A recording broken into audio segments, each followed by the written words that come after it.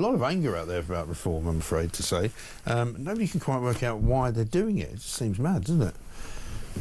Yeah, and it's particularly disappointing because Rupert Lowe's been one of the most active MPs in Parliament. I think particularly he's made asking something like half of their contributions. Yeah, and asking some of the questions that you guys would ask if you were there. Yeah, that's absolutely right. So to lose that, I think, is going to be damaging.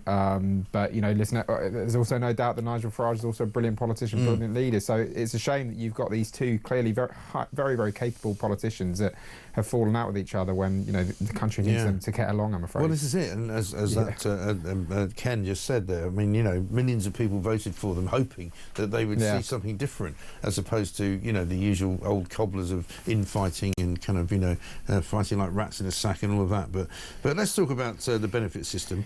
Unfair, indefensible, says Starmer.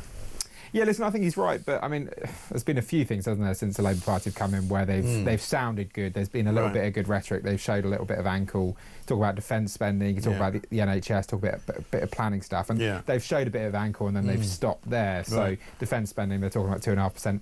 Is the Chagos being included? So I think on this, benefit spending does need to be cut. It's gone up way too much since the pandemic. Let's see what Labour Party actually do about it.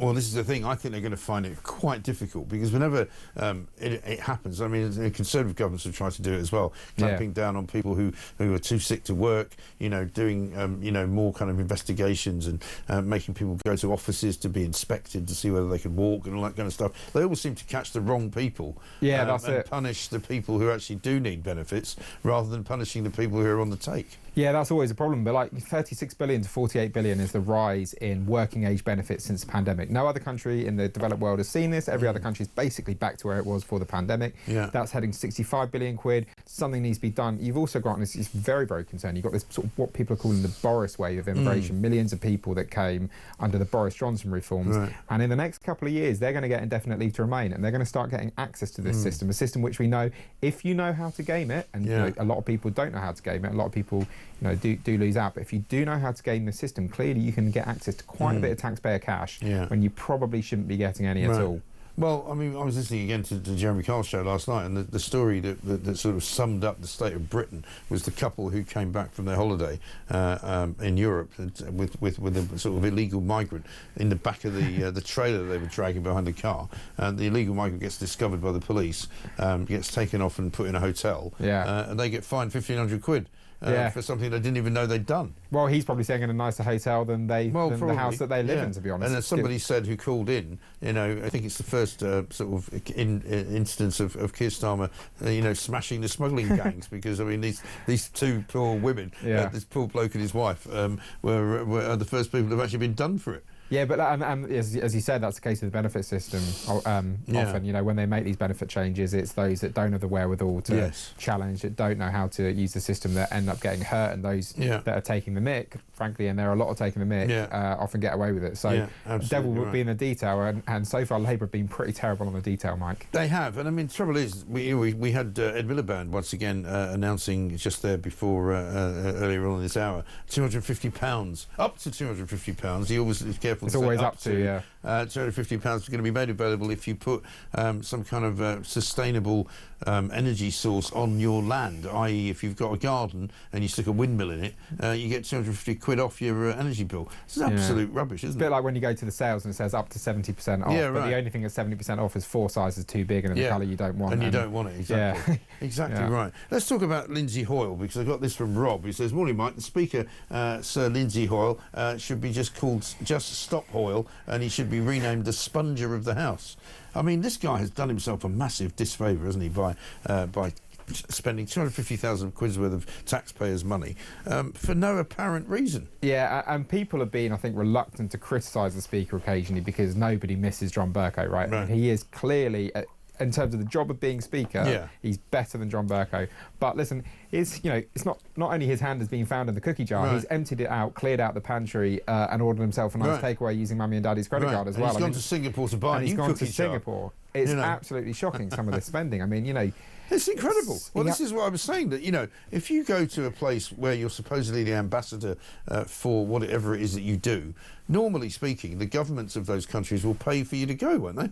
Well, you'd think so, and certainly I'd like to see a little bit more than that, and I'd like to see the speaker consider whether maybe he could, you know, address these conferences or address these events via Zoom.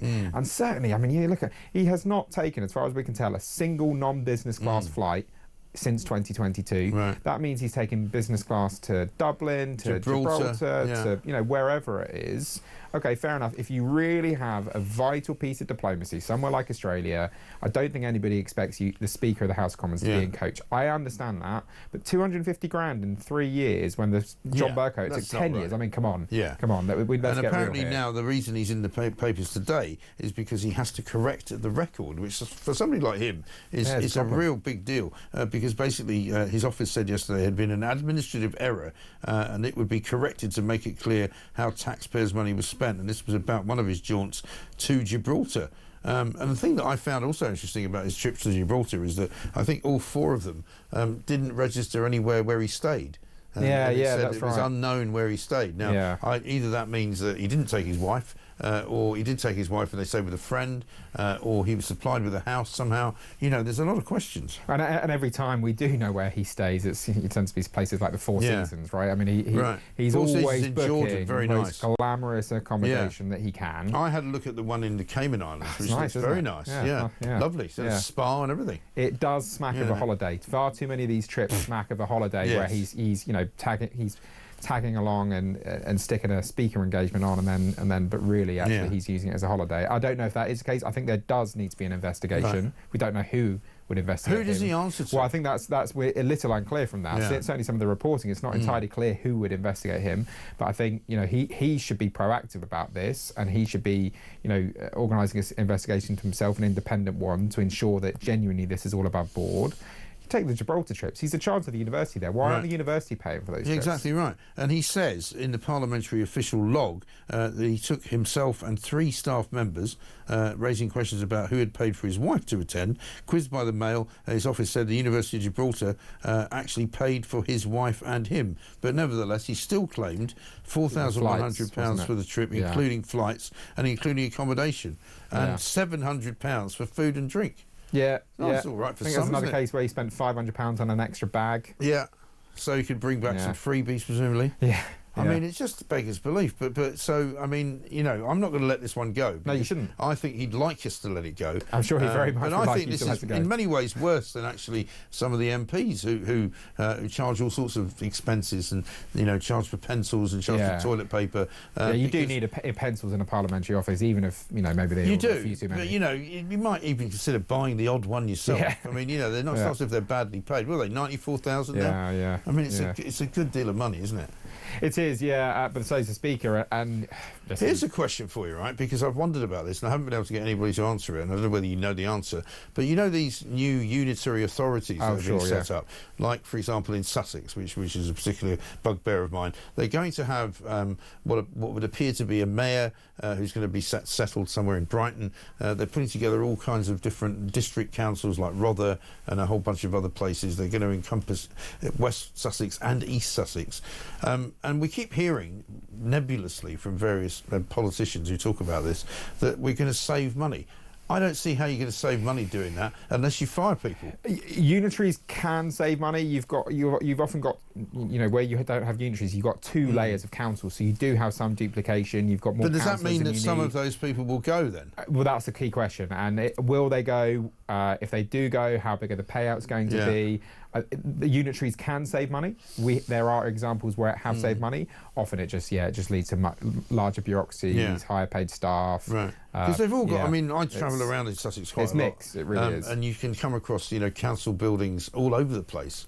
And so, for example, would Rother Council do away with their building? Would other councils do away with their buildings and they'll all move to Brighton? It's not clear. And when, you know, when we've researched this, we've found examples of unitaries that have been successful in saving money, but also examples where it hasn't worked quite so well.